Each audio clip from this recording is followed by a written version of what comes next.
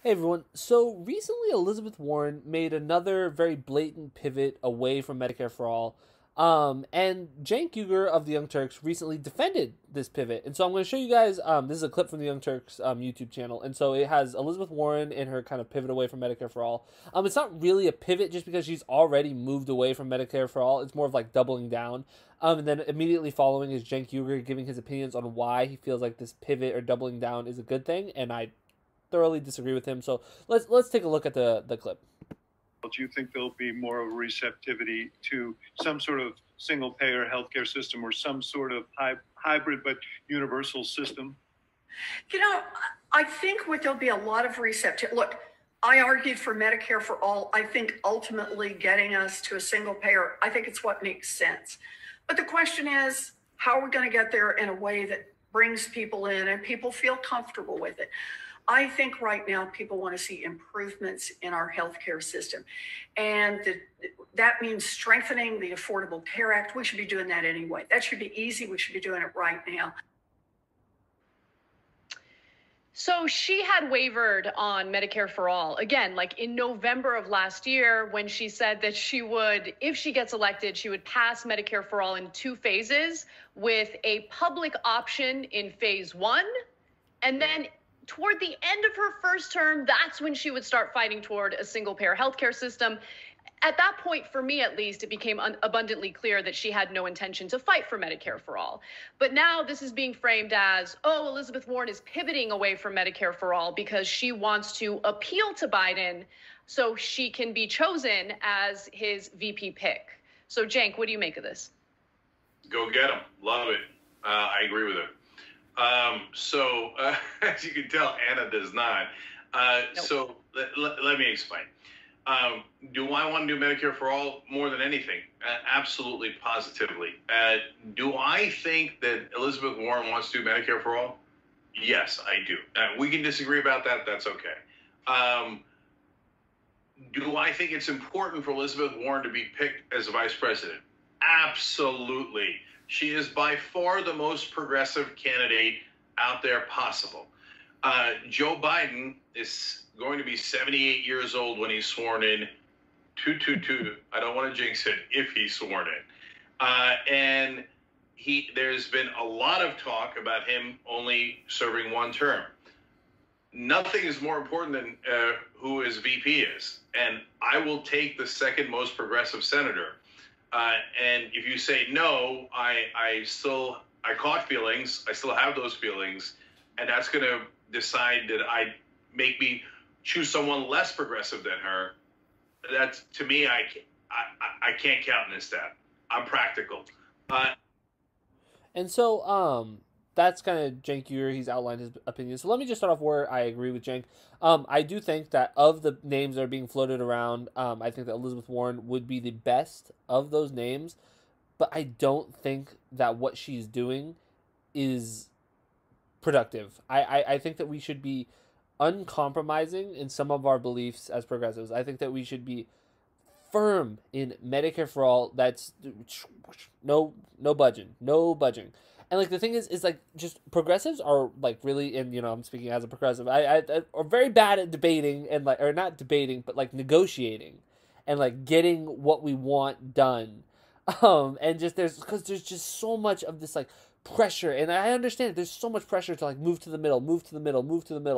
But it's just we need to know when the time to compromise is, and right now is not that time. Like just when we're in just rhetorically, I'm not for any rhetorical compromises right now. Like 100%, I'm for very few like policy compromises, but like rhetorically, Elizabeth Warren should be one of the because like Cenk Uygur said, he calls her the second most progressive senator. I feel like there's probably a few people who might be willing to compete with her on that one. But let's say she is. The second most progressive senator in the country should be firm in her support of Medicare for all. She should not be wavering. And this was something that frustrated me so much during the primary. People would say that Elizabeth Warren and Bernie Sanders were equally progressive, and this was just so not true, like on its face. But like I can't tell you, like my like political science classes in college, there would be people who would just say like, oh, Elizabeth Warren is just as progressive as Bernie, and the only reason she's not winning is because people are sexist, and it's just so frustrating because like She's not. She's just not as progressive as Bernie. She's probably the second most progressive candidate, arguably. Maybe Tulsi Gabbard, Andrew Yang, not really Andrew Yang, but Tulsi Gabbard arguably was the second most progressive. But so it's just not true that she was as progressive, but people just love to have this false equivalency, and Medicare for All was a really easy divider. Early on in the primary, Elizabeth Warren was actually super clear that she did support Medicare for All. But then she just kind of slowly moved away from it, and then towards the end of her campaign, she just really just totally just went into identity politics and just stopped caring about policies. But coincidentally, when she was only talking about policies, she was leading the primary, and a lot of people thought that she might be the nominee. But then she decided to start talking about just identity politics, and it didn't go super well for her. And so I just don't think that progressives are really grasping the importance of being firm negotiators and asking for what. And Cenk Uygur is I agree with Cenk a lot on policies, but sometimes tactically he just doesn't have the best idea, especially in this general election. This general election, I feel like he's not, because he goes on in this segment to talk about how he thinks that the task force that Joe Biden set up that has people like AOC and Bernie Sanders on it, he thinks that that's going to be helpful. I don't think the task force is going to do anything. I really don't. It's so easy to ignore whatever a task force decides, especially when centrists like John Kerry and other just moderate Democrats are also on these task forces. And there's nothing tangible that's going to be taken away from those task forces. And it's purely just the weakest possible olive branch to reach out to the left.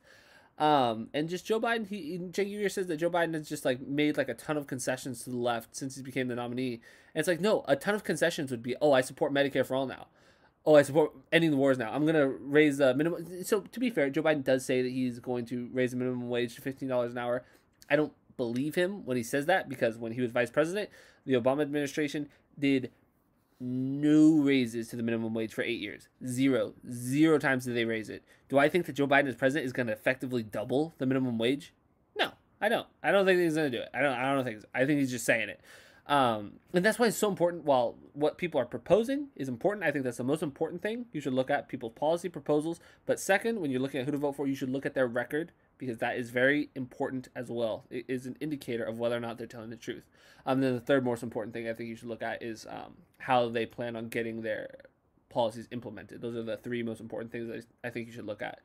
But yeah, so I think that Joe Biden has really made very few concessions to the left, if anything. And just if we should have, because it's also, I don't think Elizabeth Warren is going to get chosen as VP. I hope she does. That'd be cool. But I really don't think that she will. She just isn't. She's not very effective politically. I mean, that's not even to mention her whole stuff with the Native American thing was just politically some of the worst maneuvering I've ever seen. And if Joe Biden picked her as VP, I mean, the right would light her up like a Christmas tree over stuff like that. They just would. And it's just I hate that that's the state of our politics, where we play so much into people's personal stuff, and we play about things that aren't policy related. But that's the reality of it. That is something that happens. And Elizabeth Warren would be a very, very detrimental as a VP pick, in my opinion, because just the way she's going, I don't think she would be that strong progressive that we need. I mean, a lot of people have brought up the fact that, let me just close this. A lot of people have brought up the fact that Elizabeth Warren, the main reason she even got into politics was because Joe Biden, was because of Joe Biden and how terrible he was, and his work with the bankruptcy bill. It's just so sad to see her now just kind of compromising who I think are her beliefs. I do think that she actually does, in her heart, believe in Medicare for All. She's just so terribly with political strategy. I really think that deep down she actually does support a lot of really progressive things economically, on foreign policy and other issues. I don't know where exactly she's at, but economically I think that she's really good for the most part. And so I think it's really unfortunate that she has these bad people in her ear telling her what she should be doing, as well as just not the best political instincts. But I really think that it would be so, imagine that if one of the contenders to be Joe Biden's VP was loudly saying that we need Medicare for all right now in this time of a pandemic. We should be fighting right now to make sure that every single person has health care. How many people just became unemployed? How many people just lost their health care? We need Medicare for all. That would be awesome. But instead she's well, I think we should expand Obamacare. And it's Okay, like, do I think that expanding Obamacare would help people? Yeah, sure, it would. Of course it would. I think that, that. Do I think that it also massively benefits insurance companies and doesn't offer the structural change that we need to really solve our healthcare crisis? Yeah, no, it does.